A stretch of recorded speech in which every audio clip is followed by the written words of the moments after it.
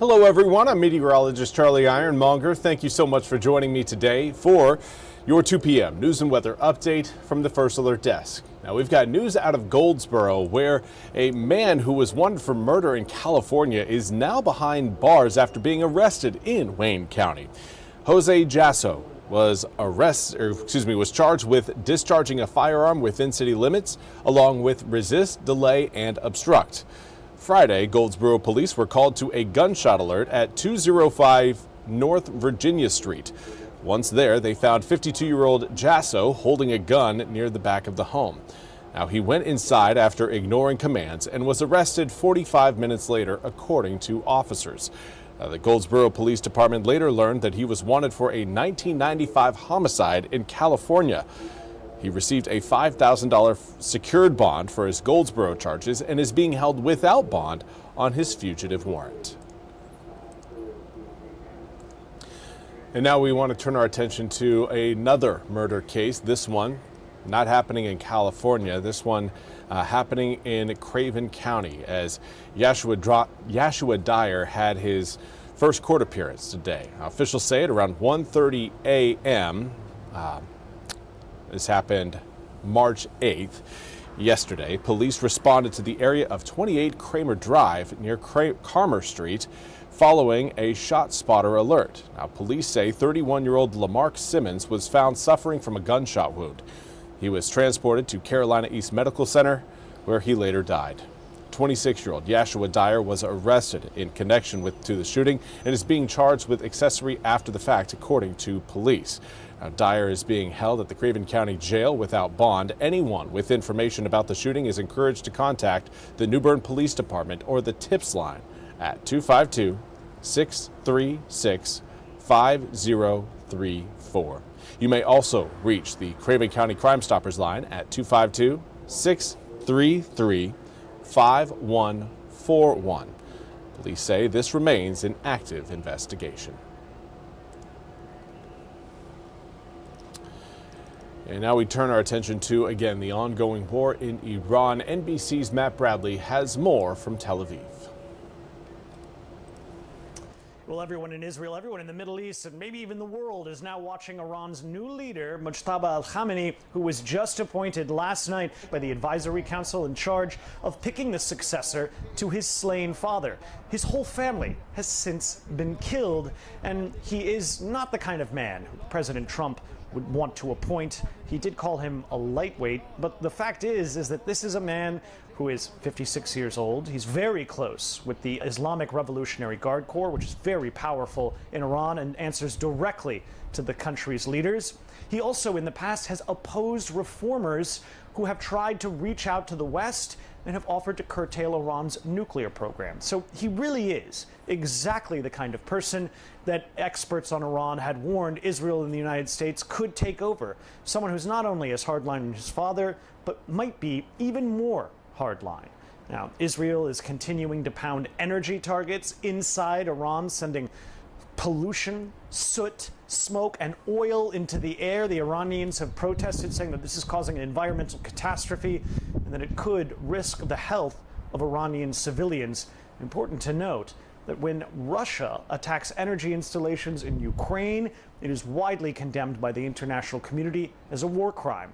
And even the International Criminal Court has issued charges against Russian leaders for doing exactly what Israel is now doing in Iran. Matt Bradley, NBC News, Tel Aviv. Well, thank you, Matt, for that report. We now turn to your weather forecasts, and everything looking very sunny and mild out there today. Well, we're actually looking at air temperatures that are about 10 to 15 degrees above our seasonal average, so mild is a descriptive term that, you can tack onto it if you want. Right now, feeling generally comfortable when you step outside. Currently, you see in a south-southwesterly wind along the Intracoastal Waterway at 9 miles per hour. A little bit of cloud cover off in the distance, but right now, nothing showing up over Morehead City. Current air temperatures right now reading in the mid to upper 70s for many inland areas. For those of you watching again along and west of Highway 17, most of you again are seeing air temps generally between around 75 to 78 degrees. Now, as you get closer to the water, a little bit of a cooler temperature profile currently intact. We've got 72 degrees in Beaufort, as well as Hatteras, 70 degrees in Manio, 75 in Elizabeth City, along with Stumpy Point. Now, humidity has significantly come up. Right now, we're seeing dew points around the upper 50s to low 60s, similar to where we were last week. But with these elevated dew points, considering the time of year, that is going to lead to a better opportunity for downpours once we get a forcing front into the area. That'll be a cold front that rolls in on Thursday. For this evening, a little bit of cloud cover starts to roll in. Overnight lows dropping down into the upper 50s, which, if you remember, we just showed you our dew points in the upper 50s to low 60s. Your dew points can't be higher than your air temperature. So when you've got dew points that are higher than your expected overnight lows, that's a bit of a tip-off that says, okay, we may end up seeing some fog early on tomorrow morning. That will be the case, especially with those of you receiving very light winds, which most of eastern North Carolina are going to be seeing wind speeds between around 2 to 5 miles an hour. Now, those wind speeds will pick up gradually through the day, but really not getting to any sort of impressive point, likely getting between around 5 to 10 miles an hour in the afternoon. But the fog should burn off as we head towards 10 to 11 a.m. tomorrow, and that will leave us with sunny skies, sunny enough to take air temperatures and stick them back into the low 80s tomorrow afternoon. We've got that area of low pressure moving its way northward. Again, that will limit any sort of rain opportunity we've got over eastern North Carolina. There's a chance we could see some coastal showers as we head through tomorrow, but inland areas, especially those of you watching north of Highway 264, probably going to be missing out on those drops. Those of you south of 264, I'd give it around a 20-30% chance of maybe catching a few light rain showers. Then on Wednesday, 9 a.m., we're looking at what will end up being a very sunny and hot day. But further back towards the west, you're seeing that low pressure system and that cold front. That is the front that will bring some cold air back to eastern North Carolina.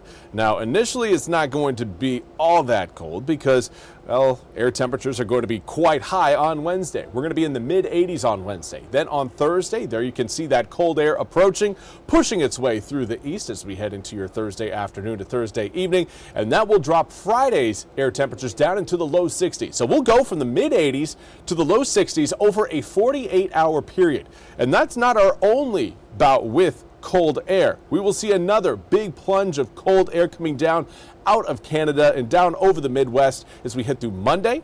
Monday for us here in eastern North Carolina. Still going to be a warm day, likely looking at air temps in the mid-70s, but all of that cold air is going to push its way into eastern North Carolina as we head into Tuesday, resulting in colder temperatures for the middle of next week. Something, again, to keep in mind, especially if you are a gardener who wants to get some plants in the ground to make sure they are cold, hardy plants, because 48 degrees on Tuesday for your daytime high could come with overnight lows Tuesday night into Wednesday morning of next week that will likely be in the 30s, possibly even mid to low 30s, which would, again, lead to some frost potential. But for tonight, looking at, again, upper 50s. Tomorrow night, low 60s. The day after tomorrow night, 65 degrees. So our overnight lows by the time we get to Wednesday night into Thursday morning will be warmer than our seasonal average for this time of year for your afternoon highs. The craziness of eastern North Carolina's weather pushes on as, again, we will see plenty of ups and downs temperature-wise as we head through the next 2 weeks. Well, that's all we have time for today's 2 p.m. news and weather update from the First Alert Desk. I want to thank you all so much for joining me. We'll be back with more news and weather coming up at the top of the hour. Until then, have a fantastic rest of your Monday.